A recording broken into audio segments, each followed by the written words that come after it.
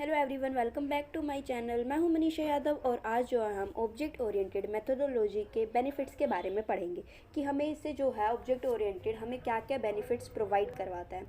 First one जो है वो है हमारी डेटा सिक्योरिटी। देखो, डेटा सिक्योरिटी क्या है इसके अंदर कि जो भी डेटा होता है ना, बाय चांस अगर आपका जो है सिस्टम बीच में ऑफ हो गया, मतलब सर्वर डाउन्स हो गए, तो उसकी वजह से आप कोई डेटा अपलोड कर रहे हो तो वो डेटा जो है बीच में करप्ट नहीं होता है, वो वहीं स्टॉप हो जाता है। देन अगर आप उसको रीस्टार्ट करते हो लोड करना, तो वो वापस से रीस्टार्ट हो जाता है। तो ये डेटा सिक्योरिटी होती है कि आप जो डेटा प्रोसीड करवा रहे हो, अपलोड कर रहे हो, वो चीज़ कंटिन्यूस रहेगी आफ्टर स्विच ऑफ एंड अगर आप उसको ऑन करते हो फिर फर्दर, ठीक है।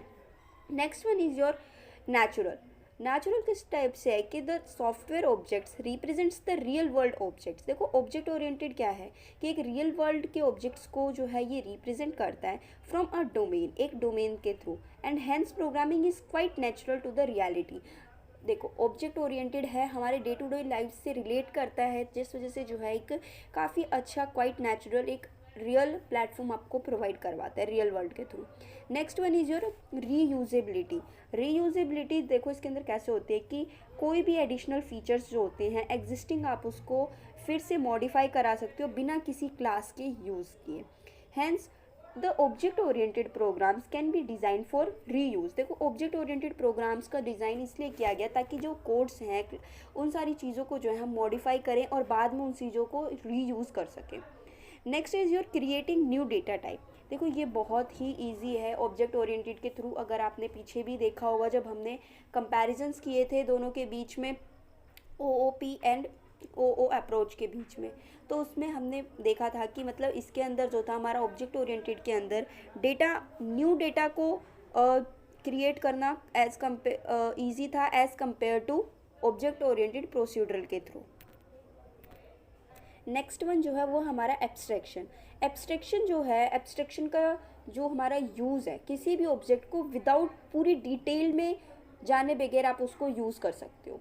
ओके, एब्स्ट्रैक्शन जो है पिछले वाली वीडियो में काफ़ी ब्रीफली समझाया गया है, उसके अंदर आप जाके देख सकते हो एब्स्ट्रैक्शन के बारे में। और बाकी जो है थोड़ा थोड़ा सा अगर इसमें देखो आप, तो वो ये है कि कई बार क्या होता है कि अगर आपने कोई सॉफ्टवेयर डेवलप किया और कुछ चीज़ें जो है वो कॉन्फिडेंशियल है कि सिर्फ कंपनी तक रहनी चाहिए या फिर डेवलपर तक रहनी चाहिए, और यूज़र को जो इंटरफेस प्रोवाइड कराया जाए वो लिमिटेड हो, ताकि जो है वो सिक्योरिटी जो है उसकी बनी रहे। तो इसलिए जो हम एब्स्ट्रैक्शन का यूज़ करते हैं और ये बहुत अच्छा बेनिफिट है। Next one is your object independent. Object independent ये इस टाइप से कि हर एक जो हमारा ऑब्जेक्ट होता है वो इंडिपेंडेंट होता है एक दूसरे के। It ensures that the changes of data and functions of the object can be made without affecting other objects.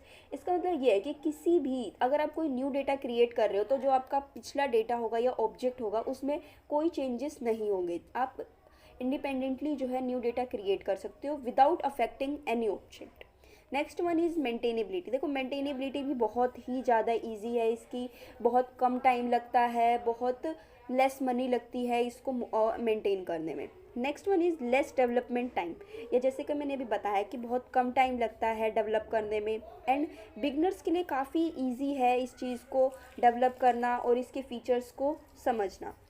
Next one जो है वो है आपका बेटर प्रोडक्टिविटी। बेटर प्रोडक्टिविटी क्या है कि object oriented approach reduce the time and money spend in testing. क्या करता है कि देखो, ऑब्जेक्ट ओरिएंटेड क्या है ना कि टाइम और मनी दोनों रिड्यूस कर देता है जब हम उसको क्या करते हैं, टेस्ट करते हैं।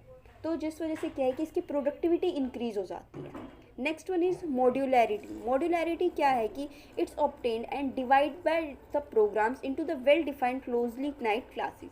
देखो क्या करता है ये मॉड्यूलैरिटी में कि छोटे छोटे पार्ट्स में डिवाइड कर देता है, क्लास में ऑब्जेक्ट्स को क्या क्लासेस में डिवाइड कर देता है, जिसकी वजह से जो है यूज़र काफ़ी ईजिली जो है उसको चीज़ों को समझ सके और आगे फर्दर उस पर वर्क कर सके। Next one is your easy to divide project work. Easily जो है अपने प्रोजेक्ट वर्क को डिवाइड कर देता है बेसिक एंटिटीज़ के बीच में एंड इंडिपेंडेंट वे में। Therefore the project work can be easily divided into terms of members के टर्म में। अच्छा देखो, एक जो है हम एनवायरनमेंट फ्रेंडली जो है एग्जांपल ले लेते हैं। लाइक कोई भी काम है, लाइक आपका अगर कोई फंक्शन ऑर्गेनाइज करना है आपको किसी स्कूल के अंदर, तो आप क्या करते हो कि जो हमारे काम होते हैं, बहुत सारे जो काम होते हैं, लाइक फूड कॉर्नर्स हो गए, डांस परफॉर्मेंस हो गई, चीफ गेस्ट को लाना हुआ, एंड बच्चों से डीलिंग करनी हुई, स्पीच कॉम्पिटिशन्स हुए, इन सारी चीज़ों को जो है फॉर द टीचर्स के अंदर डिवाइड कर दिया जाता है। लाइक एक टीचर जो है वो पूरा अपना फूड काउंटर देखेगी, देन नेक्स्ट वन जो है वो गेस्ट देखेगी, एंड थर्ड वन जो है वो पूरी डेकोरेशन वगैरह का अरेंज करेगी। तो इस टाइप से क्या है कि अगर काम डिवाइड हो जाते हैं ना इजीली, तो काफ़ी अच्छा हो जाता है। जो काम करने की जो है, अब एक पे पूरा प्रेशर डालने से बेटर है कि काम को डिवाइड कर दिया जाए। तो इससे क्या है कि जो यूज़र है या जो काम कर रहा है उसको थोड़ी सी हेल्प मिल जाती है इसके अंदर। Next one is reduce complexity. देखो रिड्यूस कॉम्प्लेक्सिटी एक बहुत ही अच्छा है बिकॉज ऑब्जेक्ट ओरिएंटेड है। तो इसके अंदर क्या होता है ना कि प्रोग्रामर को बहुत से अच्छे अच्छे डिज़ाइंस प्रोवाइड कराए जाते हैं। ट्रांसपेरेंट कॉन्सेप्चुलाइजेशंस होता है जिसकी वजह से जो हमारी एफिशिएंसी एंड मॉड्यूलरिटी जो है वो रिड्यूस हो जाती है कॉम्प्लेक्सिटी के अंदर, ठीक है। तो ये तो थे इसके देखो बेनिफिट्स ये सारे। नेक्स्ट, अगर आपको और भी कोई बेनिफिट, जैसे कि इसमें बहुत सारे कोई भी बेनिफिट्स आप ले सकते हो, जैसे एफिशिएंसी कैसे लो हो जाती है, कैसे आप इस चीज़ को मेंटेन करते हो, easy to develop and easy to manage and understand to the user. तो जस्ट देखो ये चीज़ें जो है ना, जब जो ब्लैक पेन से हाईलाइटेड होती है वो चीज़ें जो है आपको रिमेंबर रखनी होती है। बाकी जा सारी चीज़ें जो है उसके नीचे जो स्टेटमेंट्स लिखी हुई है ना, वो आप खुद की लैंग्वेज में भी लिख सकते हो। नेक्स्ट जो है वो है हमारी एप्लीकेशंस। देखो एप्लीकेशंस क्या है इसकी। First of all the most famous application of OOP is a user interface design that was window. सबसे इम्पॉर्टेंट और सबसे पॉपुलर जो है एप्लीकेशन है OOP की, वो है हमारी विंडोज़। नेक्स्ट वन जो है वो है हमारी अदर एप्लीकेशंस है like AI intelligence and experts, neural network, real time system, simulations and modelling. Object oriented जो है डेटाबेस पे भी वर्क करता है, पूरे सिस्टम के डेटाबेस को जो है ये काफ़ी इजीली कंट्रोल करता है एंड प्रोसेस करने में भी उसके हेल्प करता है। Next one is your office automation system, CAD and CAM systems, parallel programming, hyper text and hyper media. और इंटरनेट एप्लीकेशंस भी बहुत अच्छी प्रोवाइड करवाता है। और देखो बहुत सारे एप्लीकेशंस आप फर्दर ले सकते हो, इसमें ऐसा कुछ नहीं है, बाउंडेशंस नहीं है कि ये आपको जैसे मैंने 10 लिख के दे दी तो आपको यही छाप कर आनी है पेपर के अंदर। नो, अगर आप और भी जब इसको पढ़ते हो तो बहुत सारी एप्लीकेशंस होती हैं। एप्लीकेशंस एक्चुअल में होती क्या है कि क्या चीज़ें जो है वो हमारी हेल्प करें, क्या क्या इंटरफेसेस वो यूज़र को प्रोवाइड करवा रहे हैं। तो वो तो होती है हमारी देखो एप्लीकेशंस। नेक्स्ट जो है ये सारी चीज़ें आप बेनिफिट्स में भी लिख सकते हो, ऐसा नहीं है। देखो ये सारी चीज़ें ना बहुत ही सिमिलर सी होती हैं, ऐसा नहीं है कि एप्लीकेशन वाली चीज़ आप एडवांटेज नहीं लिख सकते। अब बेनिफिट्स है तो कहो आप एडवांटेज नहीं हो सकता, ये इट्स ऑल्सो एडवांटेज यार। बेनिफिट एडवांटेज एक ही बात है, ठीक है। नेक्स्ट वन जो है वो है हमारा operating system design. Operating system के डिज़ाइंस भी है, हमें काफ़ी अच्छे से प्रोवाइड कराता है। मल्टीमीडिया एप्लीकेशन है एंड इमेज काफ़ी अच्छे से प्रोसेस करवाता है, उसकी सारी चीज़ों को देखता है, ठीक है।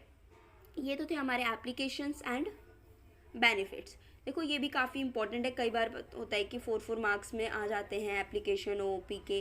देन बेनिफिट्स, देखो बेनिफिट्स वाला तो वो हर में आप डाल सकते हो। लाइक अगर आपको कंपैरिजन पूछा जा रहा है तो आप OOP में जो है ऑब्जेक्ट ओरिएंटेड में वो बेनिफिट्स भी आप लिख सकते हो, और उसके अपोजिशन में जो है आप उसको लेस करके दिखा दो OOP के लिए।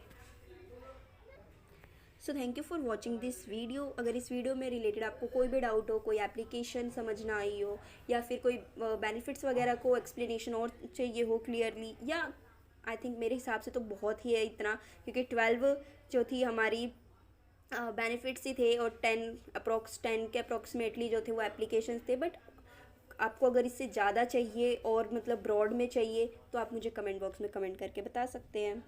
And thank you for watching this video.